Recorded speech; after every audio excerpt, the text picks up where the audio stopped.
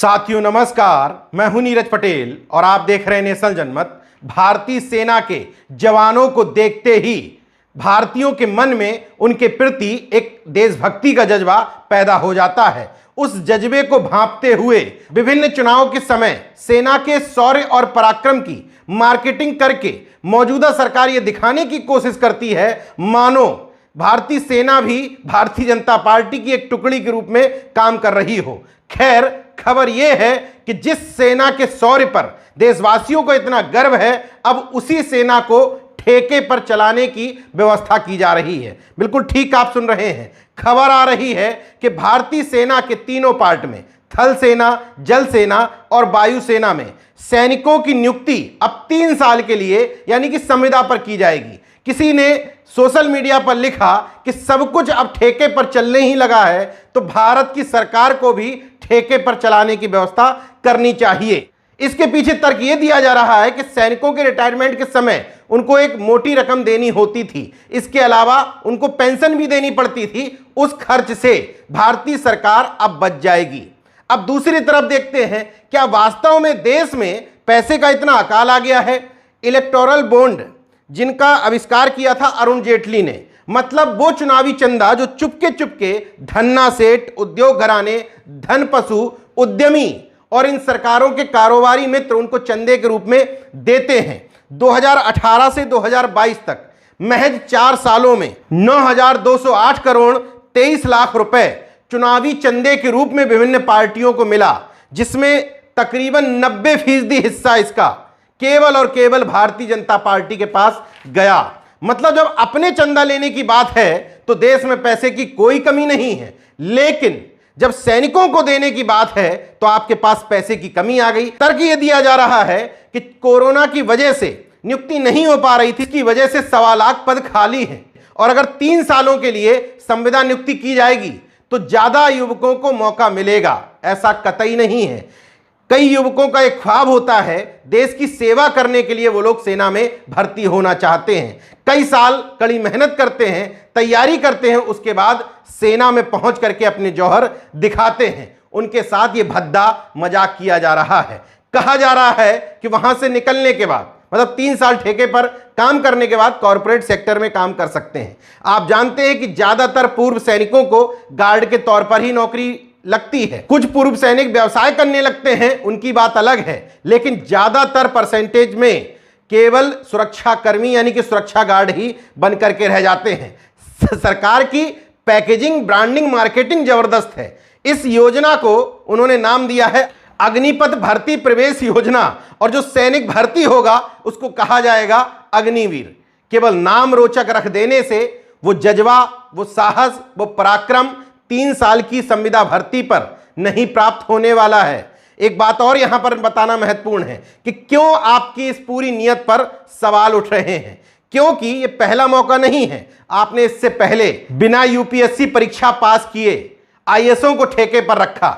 17 साल लग जाते हैं किसी आईएएस को जिस पद पर पहुंचने में, ज्वाइंट सेक्रेटरी। आपने अपने चहेते लोगों को सीधे उस पद पर पहुंचाया। अभी एक खबर सामने आई थी कि अब बिना पीएचडी, बिना नेट किए हुए लोगों को भी सीधे सीधे लेटरल एंट्री के माध्यम से आप प्रोफेसर पद तक पहुंचा देंगे।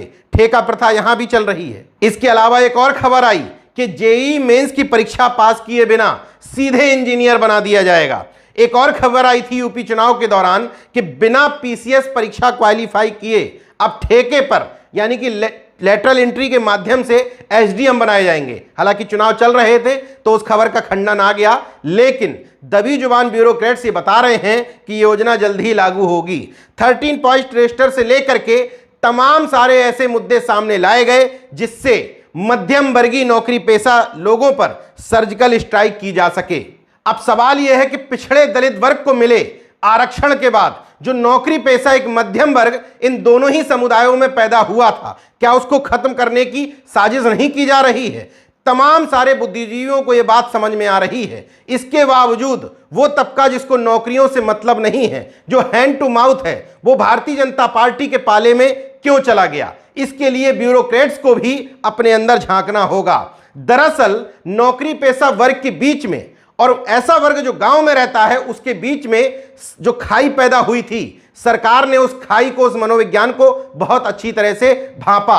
और खाई इसलिए पैदा हुई थी कि किसी घर परिवार से अगर कोई व्यक्ति ठीक ठाक नौकरी में आ गया तो उसने पीछे मुड़ करके अपने परिवार, अपने गांव, अपने भाई की तरफ नहीं देखा, भाई को भाई नहीं समझा, इंसान को इंसान नहीं समझा। ये मान लिया कि मैं बहुत बड़े पद पर आ गया हूं, अब मुझसे तुर्रम खां कोई नहीं है। यही वजह है कि अगर एक प्राथमिक विद्यालय के अध्यापक को देखा जाए तो पूरा गांव तकरीबन उसकी सैलरी से जलता है, ये मानता है कि बिना काम किए इनको सैलरी मिल रही है। तो अगर किसी प्राथमिक विद्यालय के शिक्षक की चूड़ी टाइट की जाती है तो पूरा गांव खुश होता है। वही रेशियो आप देखते चले जाएं, पीसीएस, आईएएस, विभिन्न नौकरी पेशा वर्गों में अगर ये वर्ग परेशान होता है तो गांव में बैठा हुआ वो व्यक्ति जिसके अपने खाने के लाले हैं, जो मजदूरी करके जीवन यापन चला रहा है, क्योंकि उसके मन में इस वर्ग के प्रति नफरत के भाव पैदा हो चुके हैं, केवल अपने परिवार के भाईजनों के कारण नहीं बल्कि उन ब्यूरोक्रेट्स के भी कारण जो ऑफिसों में बैठ करके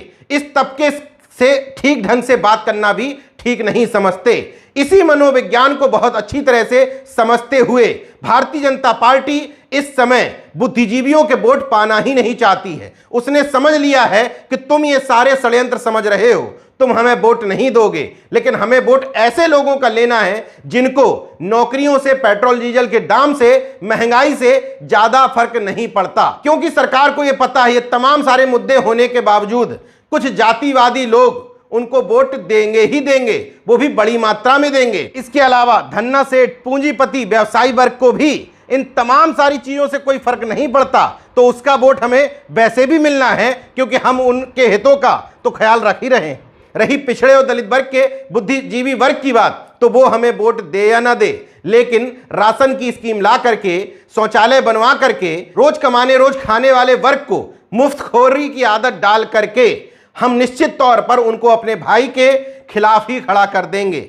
आप एक बार आजमा करके देखिए, अगर मेरी बात में सच्चाई ना हो। जब कोई नौकरी पेशा व्यक्ति अपनी परेशानी लेकर के गांव में जाता है तो पीठ पीछे कहा जाता है कि सरकार अब इनको टाइट करके रख रही है, इनको काम ज्यादा करना पड़ रहा है, इसलिए सब लोग परेशान टहल रहे हैं। आपको खुद अपनी गिरेबान में झांकना चाहिए। मैं बहुत सकारात्मक व्यक्ति हूं, सब कुछ अभी तक खत्म नहीं हुआ है। अभी से प्रयास करें, उन भाइयों को करीब लाएं। अगर वो ऑफिस में आते हैं तो प्यार से उनकी बात सुने, जो काम लीगल तौर पर करने लायक हो उसको करें, नहीं करने लायक हो तो उनको रास्ता बता दें, लेकिन उनसे दूरी ना बनाएं, वरना सरकार इस खाई को और बढ़ाती जाएगी, आपको परेशान करती जाएगी, महंगाई बढ़ाती जाएगी, उनको मुफ्त की चीजें पकड़ाती जाएगी और उनका वोट बैंक अपने ही भाई के खिलाफ इस्तेमाल करती रह जाएगी।